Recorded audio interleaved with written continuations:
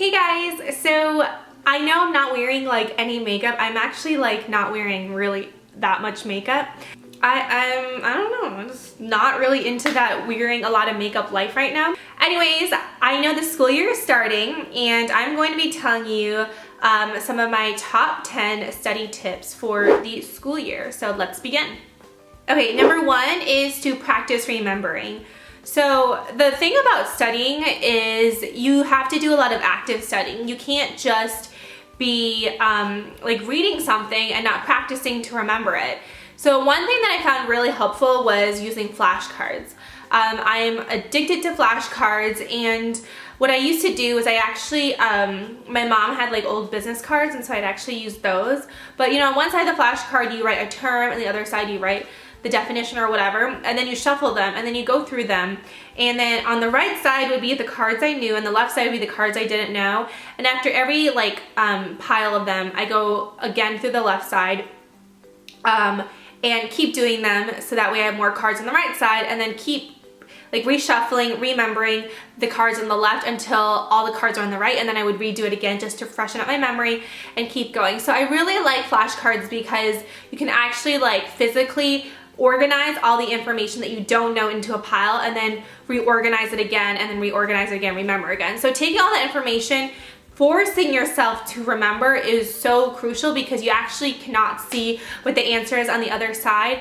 I found myself sometimes I'd be studying and I'd be like reading my textbook and I would not be remembering anything because it's very passive, right? Sometimes reading is very passive or listening is very passive, but when you're forced to like remember things by flipping, checking it by flipping a card, it really helps. So flashcards all the way. I'm sure nowadays, now that people have iPhones, because when I was in school, we didn't have that kind of stuff. I'm sure there's like probably like virtual flashcards or like apps that you can use, but I really like the good old handy dandy flashcards in a Ziploc bag. I just feel like I love the feeling and smell of flashcards, don't you? So the number two tip is to find a study space. For me, I would always study in the library when I was in college. I would always go to the library to study because I loved seeing people study and it made me feel pressured to study. But if you don't have like a library near you, I highly suggest do not study in your bedroom. That doesn't work for me. Do not study in your bed because you're gonna fall asleep. I just feel like you're not as productive. And also it's gonna be harder to fall asleep if you're like studying on your bed, you know? So find a really quiet space with little distractions. When I was in high school studying for like my tests, I went to my parents' basement and I found a room that absolutely had no windows. It was like a closet basically. There's nothing there. It was like a jail cell. And I would lock myself in there, and you know, back then we didn't have mobile phone or anything, and we had like cable internet, so there wasn't any way I could like go online. And I would just lock myself in there. There's nothing there except for maybe a bottle of water, my study materials, and I would have to study or like fall asleep. So that's just something that I did. It was like a torture kind of thing, but you have to do whatever you can to put yourself in a situation where you're productive. Number three is to give it meaning. So pi, I know, is 3.14159265, I believe, and the teacher who taught me that had a story that he taught us to remember it. So it's just super easy, and I could repeat like maybe 30 digits of pi or 40 digits of pi back then because he told us the story, but now I can't remember it anymore. So give things meaning, make a story out of them, because it's so much easier to remember than just like remembering random things like that have no meaning or relation to them. Number fourth tip is to take a break. So after 15 minutes of studying, after 45 minutes of studying, you can take a 15-minute break. And that's probably the best like time balance of studying that you can do, so that way your mind relaxes and you take a break. But the problem for me wasn't necessarily taking the break. It was trying to get back into the mood of studying after the 15 minutes was up. So try to set yourself a timer or something. What I did was I used my kitchen timer, and after like the 15 minutes would actually beep really loudly. So I knew that, you know, it was actually a 15-minute break instead of like a 5-hour break. Number five is to manage your work well. So this is something that I do even till this day. Sometimes I get very overwhelmed and like kind of stressed out about everything I'm doing. So what I do is I take all the tasks that I have to do and I get a calendar that has time slots.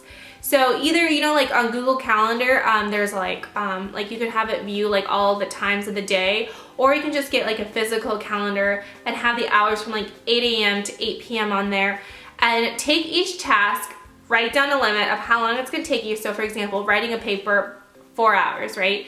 And place that in your like weekly timetable. There's an app called 30/30 that you could download, which I've downloaded it, and you can make a list of tasks and set a time limit for each one.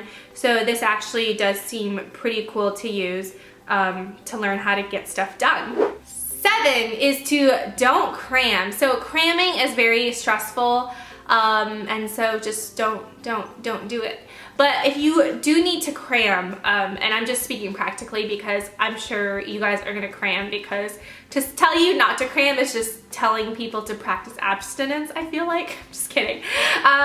So if you are gonna do that, then I would say if you're gonna cram on subjects that are pretty much rote memorization and things that you don't need a lot of cognitive abilities to do. So subjects maybe like languages or vocabulary or maybe history might be easier to cram. But if you're gonna cram things like physics or chemistry or math, that might be harder because you have to take like actually learn skills and apply that to new information. 8 is to review your notes. So there's something called SQ3R, and I can't believe I remember this, but it's basically a way to read information and make it very active. So you can Google how to do SQ3R, but I just remember that for whatever reason. But reread your notes, and what I have found a good system for doing this is to like take notes in class, right? And then when you get home, take those notes and retype it into either a Word document or have it electronic, or rewrite it in like a different pen or something like that, and rewrite it and make it a story so it makes sense. And then if you have any questions like from rewriting or rereading the notes, then you can put post-it notes in your notes and ask the professor or teacher the next day. Number 9 is to make a list. I do this even to this day because I have so many things to do and I will forget if I don't do things right away. So always make a list, and you need to make a list because you're gonna forget if you don't. So always make a list and always check it. And make sure things don't slip through the cracks, because it really sucks when, let's say your friend tells you her birthday is Friday night and you have to get her a present, and then you forget to give her a present because it's not on your to-do list, and then you forget her birthday party, and it's just bad because friendship is over, okay? Number 10 is to set rewards. So keep yourself motivated by setting yourself rewards. So maybe for every day you study, you put in $5 into a new item that you want to buy, or maybe you know, after every break, you can treat yourself to like a piece of chocolate or something like that. Just try to find what makes you happy and what will be a good motivator for you to work really hard. So thank you all so much for watching. I hope this helped you figure out your study tips. I can also do more videos about this because I am actually a super nerd, and I do a lot of things to keep myself motivated, and I think I have very good willpower and very good like sense of self and strength of self. So I'll let you know what has helped me if you guys want to hear that. But otherwise, I hope all you guys get straight A's and ace your exams and get into the programs or schools that you want to do, because it is a new year, a new start, and so you have to make the best of it, and your opportunity is now. So let me know in the comments below what has helped you to study, or what your secrets are of getting a great GPA or good grades or whatnot, and we will have a discussion below and we can share all of our tips of what has helped us. So thank you all so much for watching. I will talk to you guys later. Bye!